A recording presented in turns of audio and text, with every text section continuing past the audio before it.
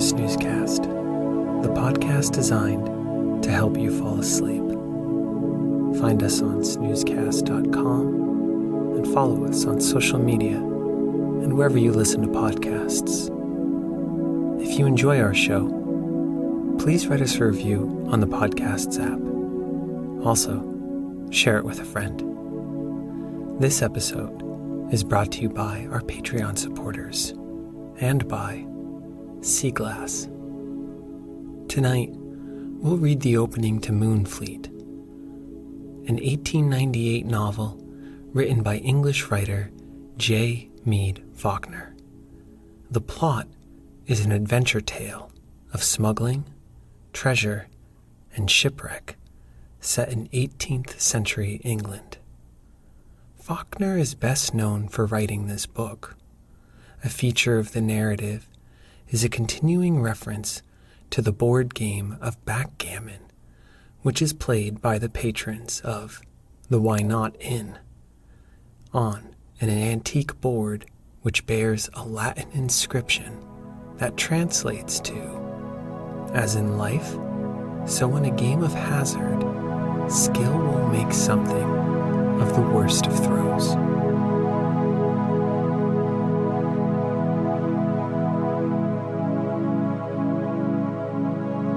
Let's get cozy. Close your eyes. Relax your body into the softness of your bed. Now, take a few deep breaths.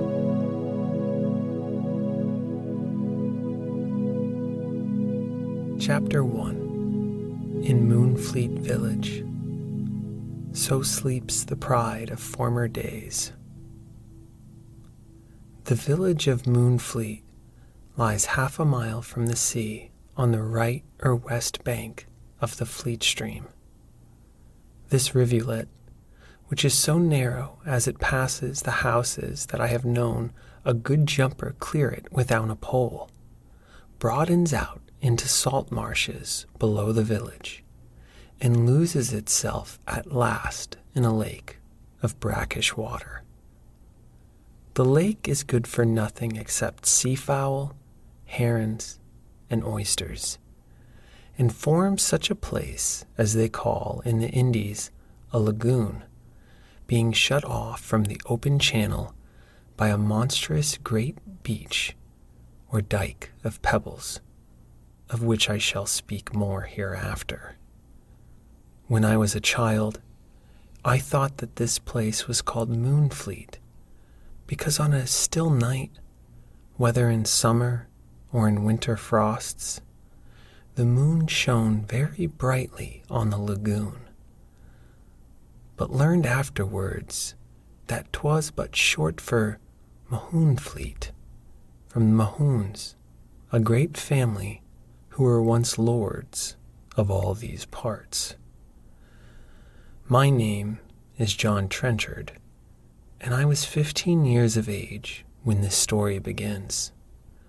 My father and mother had both been dead for years, and I boarded with my aunt, Miss Arnold, who was kind to me in her own fashion, but too strict and precise ever to make me love her. I shall first speak of one evening in the fall of the year 1757. It must have been late in October, though I have forgotten the exact date, and I sat in the little front parlor, reading after tea.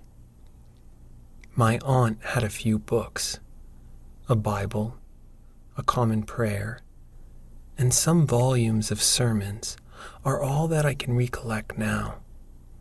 But the Reverend Mr. Glennie, who taught us village children, had lent me a storybook full of interest and adventure called The Arabian Nights. At last, the light began to fail, and I was nothing loth to leave off reading for several reasons. At first, the parlor was a chilly room with horsehair chairs and sofa, and only a colored paper screen in the grate, for my aunt did not allow a fire till the 1st of November. Second, there was a rank smell of molten tallow in the house, for my aunt was dipping winter candles on frames in the back kitchen. Third, I had reached a part in the Arabian Nights which tightened my breath and made me wish to leave off reading for very anxiousness of expectation. It was that point in the story of The Wonderful Lamp where the false uncle lets fall a stone that seals the mouth of the underground chamber and immures the boy, Aladdin, in the darkness, because he would not give up the lamp till he stood safe on the surface again. This scene so impressed me that the memory of it served as a warning in an adventure that befell me later on. So I gave up reading and stepped out into the street. It was a poor street at best, though once, no doubt, it had been finer. Now, there were not 200 souls in Moonfleet, and yet the houses had held them straggled, sadly over half a mile, lying at intervals along either side of the road. Nothing was ever made new in the village. If a house wanted repair badly, it was pulled down, and so there were toothless gaps in the street, and overrun gardens with broken down walls, and many of the houses that yet stood looked as though they could stand but little longer. The sun had set. Indeed, it was already so dusk that the lower or sea end of the street was lost from sight. There was a little fog or smoke wreath in the air, with an odor of burning weeds, and that first frosty feeling of the autumn that makes us think of glowing fires and the comfort of long winter evenings to come. All was very still, but I could hear the tapping of a hammer farther down the street, and walked to see what was doing, for we had no trades in Moonfleet, save that of fishing. It was Ratsey, the sexton at work in a shed which opened on the street, lettering a tombstone with a mallet and graver. He had been mason before he became fisherman, and was handy with his tools, so that if anyone wanted a headstone set up in the churchyard, he went to Ratsey to get it done. I leant over the half door and watched him a minute, chipping away with the graver in a bad light from a lantern. Then he looked up, and seeing me, said, "Here, John, if you have nothing to do, come in and hold the lantern for me. 'Tis but a half-hour's job to get all finished." Ratsey was always kind to me, and had lent me a chisel many a time to make boats. So I stepped in and held the lantern, watching him chink out the bits of Portland stone with a graver, and blinking the while when they came too near my eyes. The inscription stood complete, but he was putting the finishing touches to a little sea piece carved at the top of the stone, which showed a schooner boarding a cutter. I thought it fine work at the time, but know now that it was rough enough indeed. You may see it for yourself in Moonfleet churchyard to this day, and read the inscription too, though it is yellow with lichen, and not so plain as it was that night. The Reverend Mr. Glennie wrote the verses, and I knew them by heart, for he had given me a copy. Indeed, the whole village had rung with the tale, and it was in every mouth. He was only child to Elzevir Block, who kept the Why Not inn at the bottom of the village, and was with the contrabandiers when their ketch was boarded that June night by the government schooner. People said that it was Magistrate Maskew of Moonfleet Manor who had put the revenue men on the track, and anyway, he was on board the Elector as she overhauled the ketch. There was some show of fighting when the vessels first came alongside of one another, and Maskew drew a pistol and fired it off, with only the two gunwales between them. In the afternoon of Midsummer's Day, the Elector bought the ketch into the Moonfleet, and there was a posse of constables to march the smugglers off to Dorchester jail. The prisoners trudged up through the village, ironed two and two together, while people stood at their doors or followed them, the men greeting them with a kindly word, for we knew most of them as Ringstave and Monkbury men, and the women sorrowing for their wives. But they left David bodies in the ketch, so the boy paid dear for his night's frolic. Aye, 'twas a cruel, cruel thing to fire on so young a lad, Ratsey said, as he stepped back a pace to study the effect of a flag that he was chiseling on the revenue schooner, and the trouble is likely to come to the other poor fellows taken. For Lawyer Empson says 3 of them will surely hang at next Assize.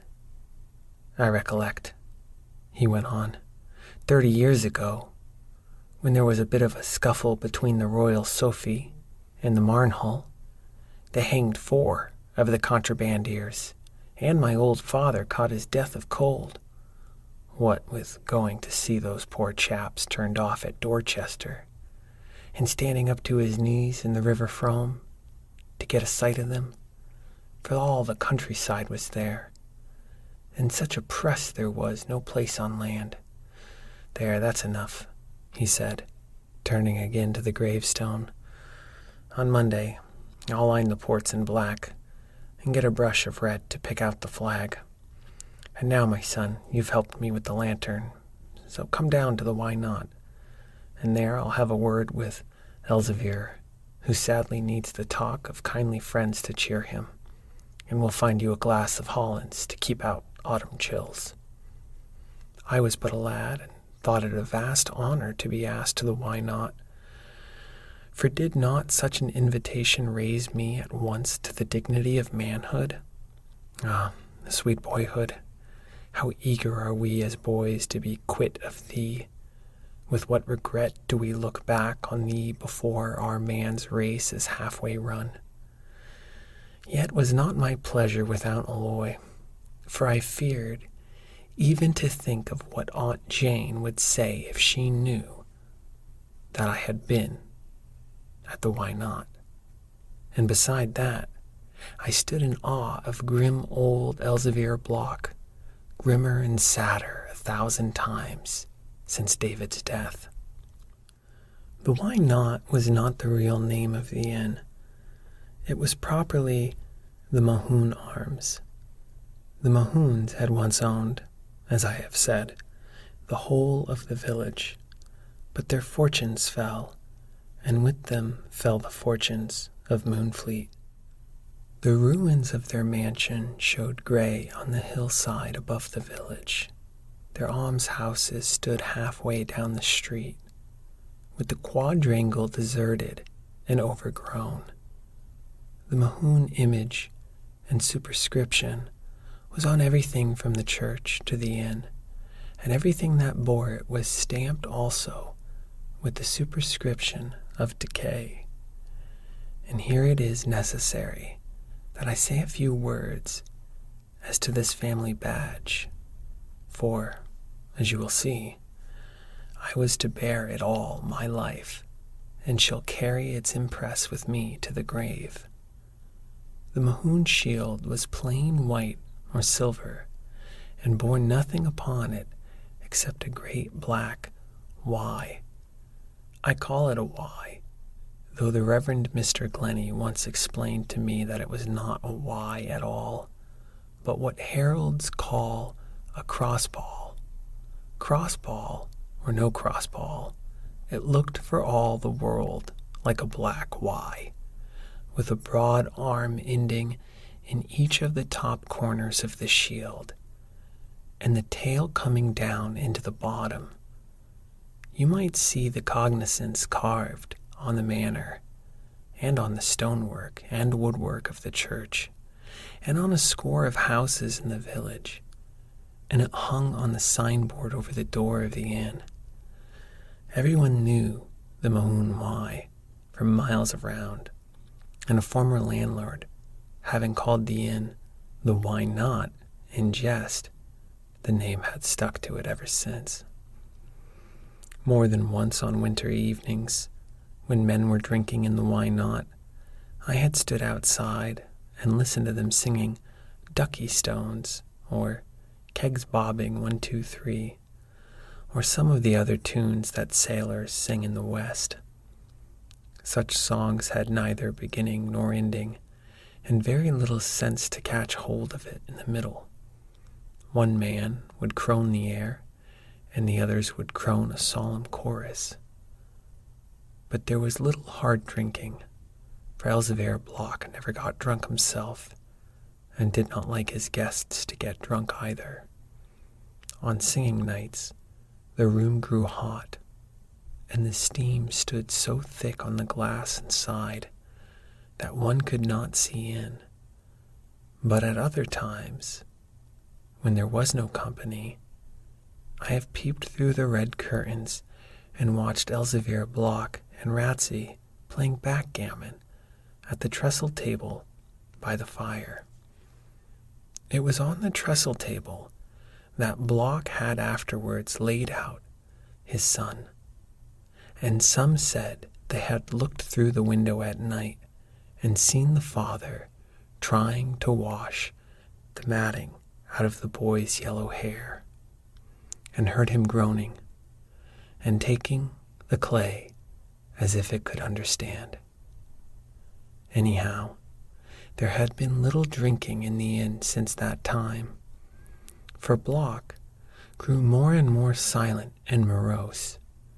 He had never courted customers, and now he scowled on any that came, so that men looked on the Why Not as a blighted spot, and went to drink at the Three Choes at Ringstave.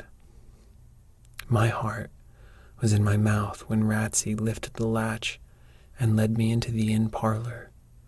It was a low sanded room with no light except a fire of sea wood on the hearth, burning clear and lambent with blue salt flames.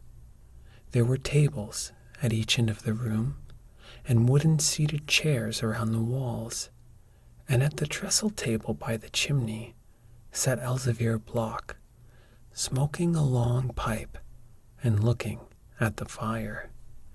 He was a man of 50, with a shock of grizzled hair, a broad but not unkindly face of regular features, bushy eyebrows, and the finest forehead that I ever saw. His frame was thick-set and still immensely strong. Indeed, the countryside was full of tales of his strange prowess or endurance. Blocks had been landlords at the Why Not, father and son for years, but Elzevir's mother came from the Low Countries, and that was how he got his outland name and could speak Dutch. Few men knew much of him, and folks often wondered how it was he kept the Why Not on so little custom as went that way. Yet he never seemed to lack for money, and if people loved to tell stories of his strength, they would speak also of widows helped and sick comforted with unknown gifts, and hint that some of them came from Elzevir Block, for all he was so grim and silent. He turned round and got up as we came in, and my fears led me to think that his face darkened when he saw me. "What does this boy want?" he said to Ratsey sharply.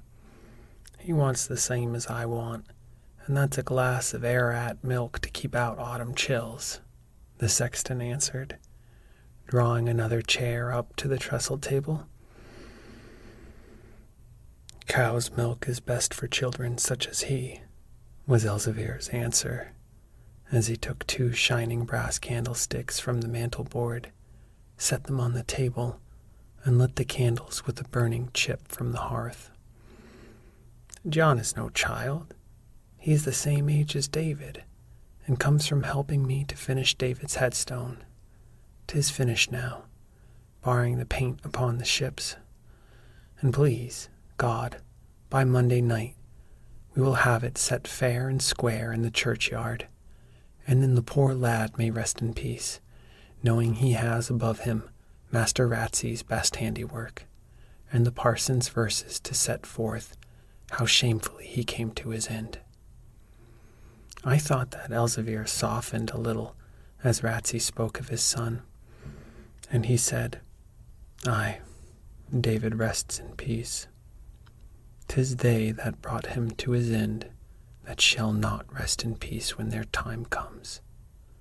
And it may come sooner than they think," he added, speaking more to himself than to us. I knew that he meant Mr. Maskew, and recollected that some had warned the magistrate that he had better keep out of Elzevir's way, for there was no knowing what a desperate man might do.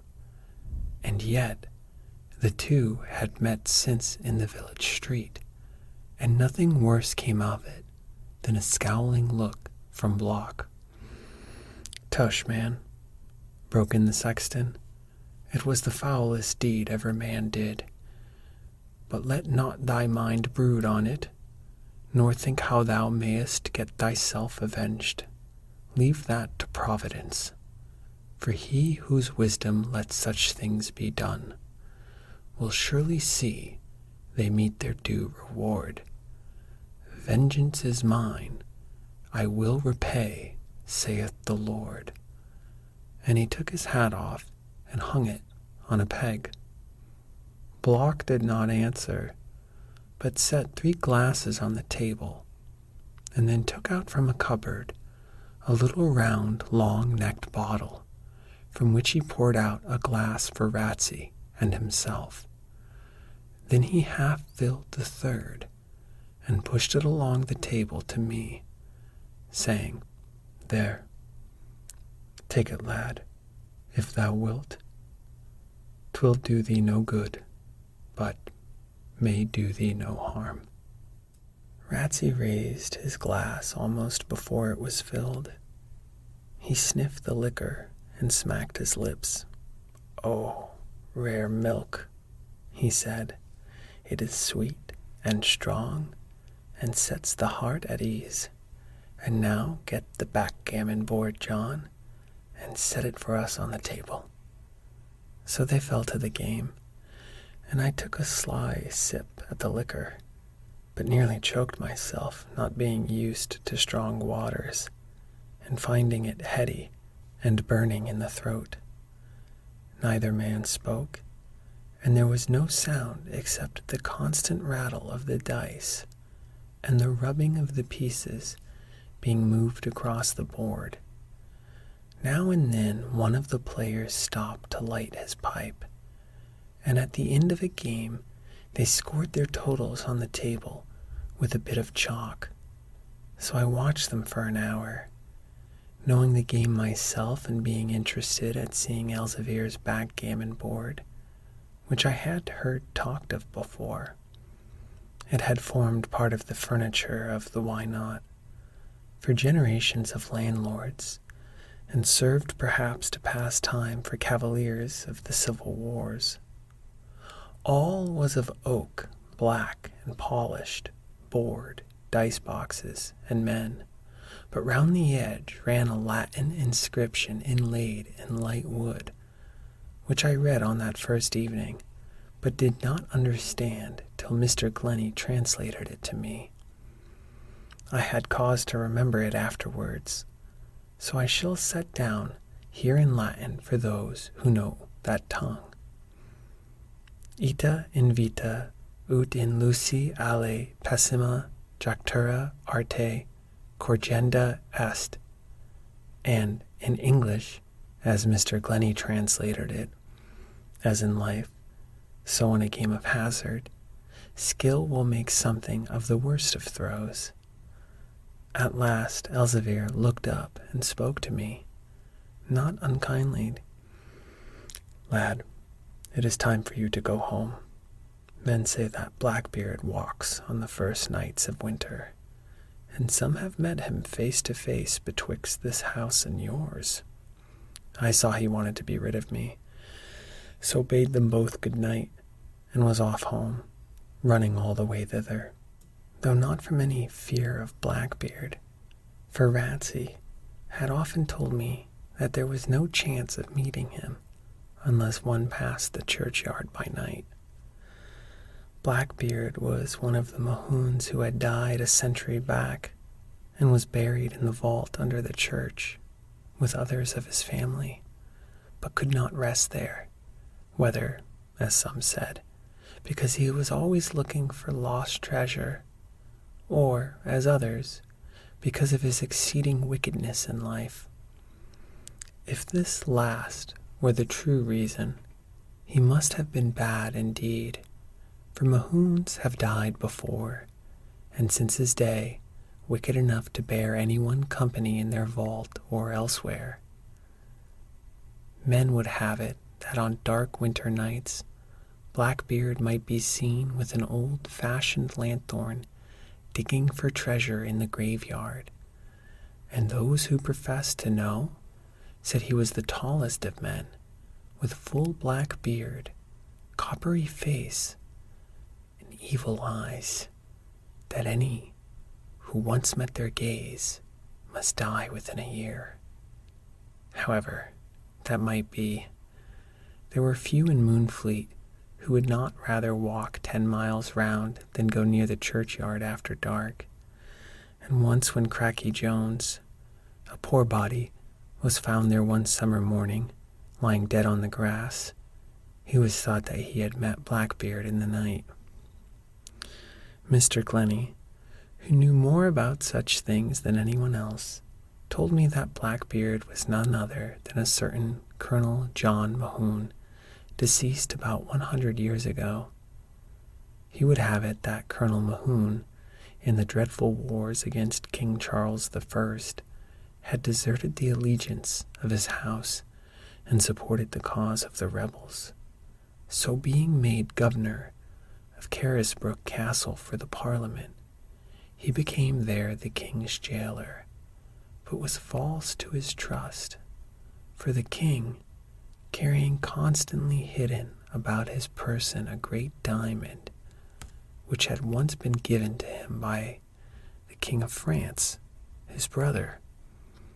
Mahoon got wind of this jewel, and promised that if it were given to him, he would wink at his Majesty's escape. Then this wicked man, having taken the bribe, plays traitor again, comes with a file of soldiers at the hour appointed for the king's flight, finds his Majesty escaping through a window, has him away to a stricter ward, and reports to the Parliament that the king's escape is only prevented by Colonel Mahoon's watchfulness. But how true, as Mr. Glennie said, that we should not be envious against the ungodly, against the man that walketh after evil counsels. Suspicion fell on Colonel Mahoon, he was removed from his governorship and came back to his home at Moonfleet. There he lived in seclusion, despised by both parties in the state, until he died, about the time of the happy restoration of King Charles II. But even after his death he could not get rest, for men said that he had hid somewhere that treasure given him to permit the king's escape, and that not daring to reclaim it, had let the secret die with him, and so must needs come out of his grave to try to get at it again. Mr. Glennie would never say whether he believed the tale or not, pointing out that apparitions both of good and evil spirits are related in Holy Scripture, but that the churchyard was an unlikely spot for Colonel Mahoon to seek his treasure in, for had it been buried there, he would have had 100 chances to have it up in his lifetime. However this may be, though I was brave as a lion by day, and used indeed to frequent the churchyard, because there was the widest view of the sea to be obtained from it, yet no reward would have taken me thither at night, nor was I myself without some witness to the tale, for having to walk to the ringstave for Dr. Hawkins on the night my aunt broke her leg, I took the path along the down which overlooks the churchyard at a mile off, and thence most certainly saw a light moving to and fro about the church, where no honest man could be.